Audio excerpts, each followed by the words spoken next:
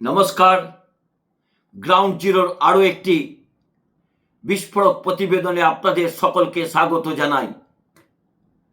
আজকে যে বিষয়টি আপনাদের সামনে তুলে ধরব, আশা করি কোনো সংবাদ মাধ্যমে আপনারা দেখেননি।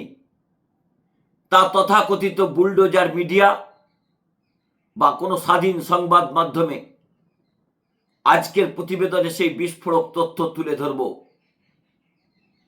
অনন্ত মহারাজ, এই স্বঘোষিত মহারাজকে নিয়ে ভারতবর্ষ আজকে উত্তাল হচ্ছে। কিন্তু এই স্বঘোষিত নারী ধর্ষণের অভিযোগে অভিযুক্ত তোলাবাজ লম্পট এই মন্তব্য করেছিলেন প্রায় 1 মাস আগে। এতদিন পর্যন্ত ভারতীয় জনতা পার্টির নেতারা চুপ করে বসেছিলেন। যখন সমাজ মাধ্যমে সাধারণ মানুষ তীব্র প্রতিক্রিয়া দিতে শুরু করেছেন, তখন তার বিরুদ্ধে পদক্ষেপ নেওয়া হলো।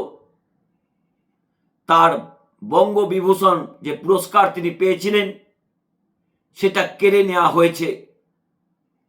বাংলার একজন বিভীষণের হাতে এই পুরস্কার এতদিন পর্যন্ত গচ্ছিত ছিল। এই ভদ্রলোককে আমি আলবাত চিনি। আমি একবার তার স্বঘোষিত রাজপ্রাসাদে যাবার অভিজ্ঞতা হয়েছিল। কিসের মহারাজ? তাকে কে এই মহারাজ তকমা দিলেন? কেউ তকমা দেননি। স্বঘোষিত মহারাজ। এতদিন পর্যন্ত ভারতীয় জনতা পার্টি শুধুমাত্র ভোটের লোভে, রাজবংশী ভোটের লোভে এই রকম একটা উৎপাত জালি মহারাজকে তাদের কোলে তুলে নিয়ে নাচছিলেন। তাকে রাজ্যসভার সাংসদ করেছিলেন। আজকের প্রতিবেদনে তুলে ধরব তার বর্তমান রাজনৈতিক অবস্থা। গতকাল ভারতীয় জনতা পার্টির একজন সর্বোচ্চ নেতৃত্বের সঙ্গে কথা হয়েছে। আগামী 72 ঘন্টার মধ্যেই এই স্বঘোষিত মহারাজকে দল থেকে বহিষ্কারের সিদ্ধান্ত নিচ্ছে নাকি ভারতীয় জনতা পার্টি, যারা গত 1 মাস ধরে এই মহারাজের বিরুদ্ধে ভারতীয় ন্যায় সংহিতার ধারা অনুযায়ী ব্যবস্থা নেয়নি। যে ভারতবর্ষের ইতিহাসে যে নেতাজি সুভাষচন্দ্র বসু একটা চর্চিত নাম, ভারতবর্ষের স্বাধীনতা আন্দোলনে যিনি ছিলেন পথিকৃৎ, যিনি মহাত্মা গান্ধীর সঙ্গে কাঁধে কাঁধ দিয়ে লড়াই করেছিলেন ভারতবর্ষের স্বাধীনতার জন্য, তাকে যেভাবে অপমান করা হয়েছে, তাকে যেভাবে লাঞ্ছনার শিকার হতে হয়েছে, একজন বাঙালি হিসেবে অত্যন্ত লজ্জিত। গতকাল শুভেন্দু অধিকারী বেশ কয়েকটি কর্মসূচি ঘোষণা করেছেন। বিধায়কদের কার্যালয় নাকি নেতাজি সুভাষচন্দ্র বসু সেবা কেন্দ্র হিসাবে গঠিত করার নির্দেশ দিয়েছেন। তাদের মাসিক 30,000 টাকা করে দেবেন। ঠিক আছে, ড্যামেজ কন্ট্রোলের চেষ্টা করলেন, কিন্তু কতটা ড্যামেজ কন্ট্রোল হলো? এই ক্ষতে আর মলম লাগিয়ে কতটা বাংলার মানুষকে এই বিক্ষোভ থেকে দূরে সরানো যাবে? কারণ কয়েকদিন আগে, অর্থাৎ যখন এই সমাজ মাধ্যমগুলির এত বাড়বাড়ন্ত হয়নি, তখন সিপিএমের নেতারা নেতাজি সুভাষচন্দ্র বসুকে তোজোর কুকুর বলেছিলেন। অনেক চেষ্টা সিপিএম করেছে, অনেক দেশপ্রেম তারা দেখিয়েছে, কিন্তু সেই কালি তারা মুছতে পারেননি। এই স্বঘোষিত মহারাজ যে কালি বাংলার মানুষের বীর সন্তানের গায়ে লাগিয়ে দিলেন, অত্যন্ত বাংলার মানুষ হিসেবে লজ্জিত। সত্যি ভারতীয় জনতা পার্টির এতটা খারাপ অবস্থা যে এই রকম একটি কুসন্তানকে এখনো পর্যন্ত পুষে রাখতে হবে। তবে সেই ভারতীয় জনতা পার্টির নেতার কথা অনুযায়ী এই 48 ঘন্টা থেকে 72 ঘন্টার মধ্যে নাকি এই স্বঘোষিত মহারাজ গ্রেপ্তার হতে পারেন। এই লোকটার জন্ম থেকে এখন পর্যন্ত যত কাজকর্ম করেছেন সবই বিতর্কিত। একটা মানুষের নাম কুল কিছুই ঠিক নেই। কখনো তিনি বলেন তার নাম অনন্ত মহারাজ, কখনো জানা যায় নগেন্দ্র মহারাজ, আবার এখন একটা নতুন নাম আসছে, তার নাম নাকি উপেন মহারাজ। নগেন্দ্র মহারাজ হচ্ছেন নাকি তার দাদা। যাকে সে কথা যারা কোচবিহারের ইতিহাস দেখে জানেন শোনেন, গায়ত্রী দেবীর ইতিহাস যারা জানেন তারা জানেন। কিন্তু হঠাৎ করে এই মহারাজ যেভাবে বাংলার রাজনীতিকে কলুষিত করলো, বাংলার মানুষকে কলুষিত করলো, গোটা ভারতবর্ষের কাছে বাংলার মানুষের মাথা নিচু হলো, তার দায় কি এড়াতে পারে ভারতীয় জনতা পার্টি?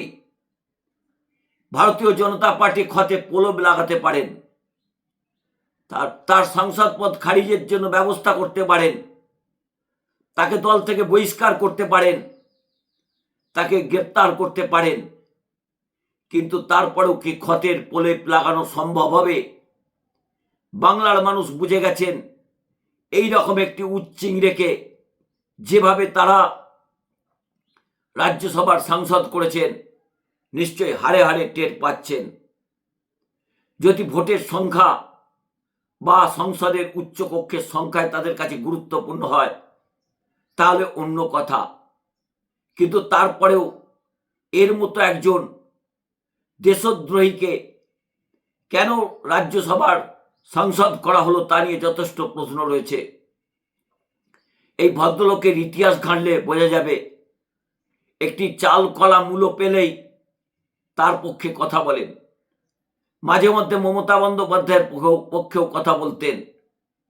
মমতা বন্দ্যোপাধ্যায়ের কপাল ভালো, তিনি রাজ্যসভায় তাকে পাঠাননি। ভারতীয় জনতা পার্টি নিজের পায়ে কুড়ুল মেরেছেন। আপনাদের প্রতিদিন প্রতিবেদনে একটাই অনুরোধ করি, যারা চ্যানেলটি দেখছেন প্রায় 87 থেকে 88% মানুষ চ্যানেলটি সাবস্ক্রাইব করেননি। তাদের কাছে একটাই অনুরোধ, চ্যানেলটি সাবস্ক্রাইব করুন। যেভাবে লক্ষ লক্ষ মানুষ আমার প্রতিবেদন দেখছেন, আপনাদের প্রতিক্রিয়া জানাচ্ছেন, তার জন্য আমি গর্বিত। আপনারাই হচ্ছেন মূল শক্তি। তাই চ্যানেলটিকে সাবস্ক্রাইব করুন। মেম্বারশিপ নেবার হলে নেবেন, না হলে শুধু সাবস্ক্রাইব করেই চ্যানেল দেখুন।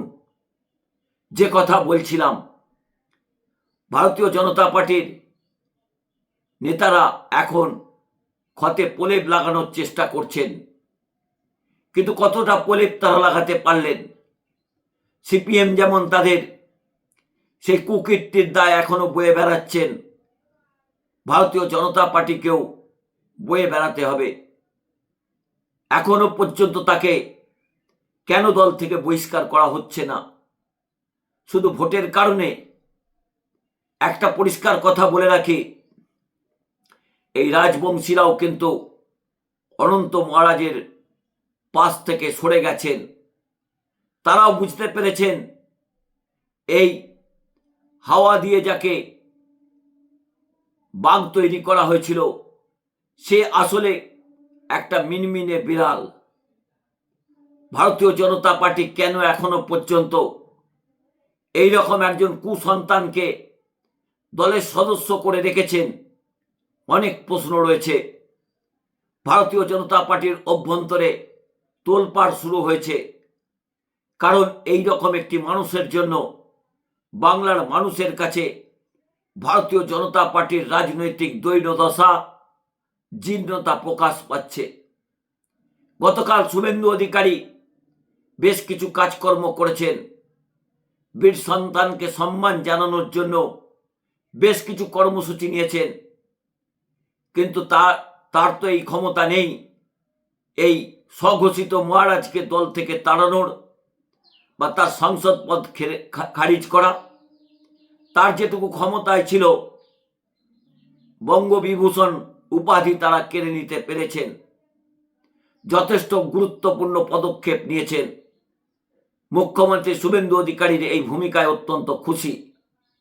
কিন্তু বীর সন্তানের গায়ে যে কালি আজকে এই বিজেপি নেতা লাগিয়ে দিলেন, তা আগামী দিনে গোটা ভারতবর্ষ আরো উত্তাল হবে।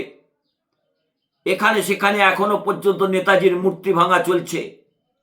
নেতাজির নামাঙ্কিত রাস্তাকে নাম বদল করে দেওয়া হচ্ছে। কলকাতায় গতকাল প্রতিবাদ হয়েছে, ভারতবর্ষ আরো প্রতিবাদ হবে। গতকাল একজন পশ্চিমবঙ্গের জেনজি আন্দোলনের নেতার সঙ্গে কথা হচ্ছিল। আগামী দিনে তারা নেতাজি সুভাষচন্দ্র বোসকে নিয়ে পথে নামবেন। আর যারা ভাবছেন একাডেমির রং একবার সাদা একবার গেরুয়া করে বিপ্লব করবেন, তারাও কিন্তু সাবধান থাকবেন।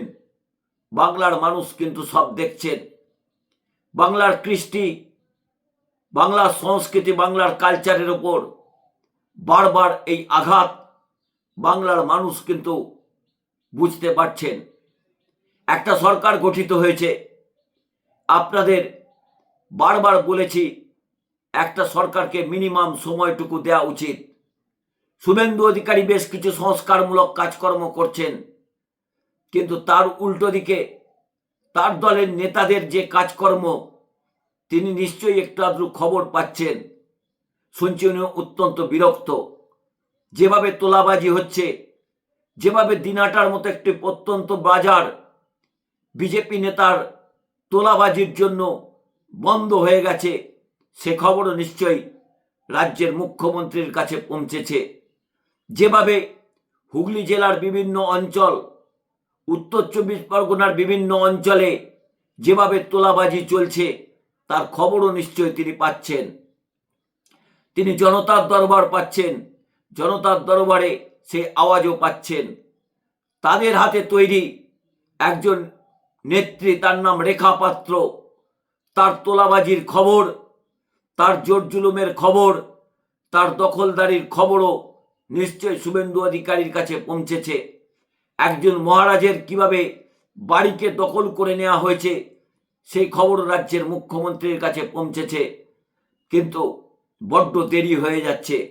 একটা সরকার প্রতিষ্ঠা হয়েছে, কেন সংস্কারের কাজকর্ম করতে করতেও তিনি এতটা ব্যতিব্যস্ত হয়ে পড়ছেন?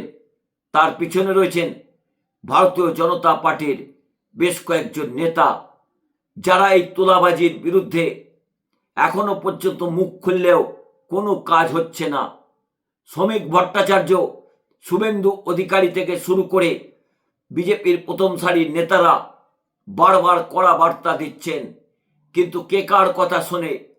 তাহলে কি সত্যিই নিয়ন্ত্রণ হারিয়েছে ভারতীয় জনতা পার্টি তার তোলাবাজ নেতাদের বিরুদ্ধে ব্যবস্থা নিতে? কয়েকজনকে নাকি সাসপেন্ড করা হয়েছে তোলাবাজির জন্য। কাদের সাসপেন্ড করা হয়েছে তা যদি বাংলার মানুষ জানতো অবশ্যই ভালো হতো। শুধুমাত্র মুখে সাসপেন্ড করে তৃণমূল কংগ্রেসের মতো গাজর ঝুলিয়ে দিলেই হবে না, তাদের নাম প্রকাশ্যে আনতে হবে। পানিহাটিতে কি ঘটনা ঘটছে নিশ্চয়ই আপনারা খবর পাচ্ছেন। দেখুন, বাংলার মানুষ একটা নতুন সরকার এনেছে। তৃণমূল কংগ্রেসের দুর্নীতির বিরুদ্ধেই নিশ্চয়ই মানুষ ভোট দিয়েছেন, কিন্তু মাত্র 90-95 দিনে কেন এই অবস্থা হবে? রাজ্যের মুখ্যমন্ত্রী চেষ্টা করছেন, শ্রমিক ভট্টাচার্য শুধু বিবৃতি দিচ্ছেন, কিন্তু কাজ কিছু হচ্ছে না। কাজ কি হবে? সত্যিই কি অনন্ত মহারাজের পথ যাবে? অনন্ত মহারাজকে বহিষ্কার করা হবে? অনন্ত মহারাজকে জেলে ভরা হবে? নাকি সামান্য রাজবংশী ভোটের জন্য ভারতীয় জনতা পার্টি আবারও চুপ করে থাকবে? তা দেখার জন্য অপেক্ষা করতে হবে বেশ কয়েকটা দিন। আজকের মতো বিদায় নিচ্ছি। আবার নতুন প্রতিবেদন নিয়ে আপনাদের সামনে উপস্থিত হব। ভালো থাকবেন, সুস্থ থাকবেন। গর্বের সঙ্গে বলি, আমরা ভারতীয়, ভারতবর্ষের গণতন্ত্র, ভারতবর্ষের সংবিধান, ভারতবর্ষের সমাজ ব্যবস্থা ভারতবর্ষের অখণ্ডতাকে রক্ষা করা আমাদের দায়িত্ব। জয় হিন্দ, বন্দে মাতরম, সত্যমেব জয়তে। প্রতিবেদন সম্বন্ধে যদি কারো অভিযোগ থাকে অবশ্যই কমেন্ট বক্সে লিখবেন। প্রতিটির আইনগত ব্যবস্থা নেওয়ার চেষ্টা করব। ভালো থাকবেন, সুস্থ থাকবেন।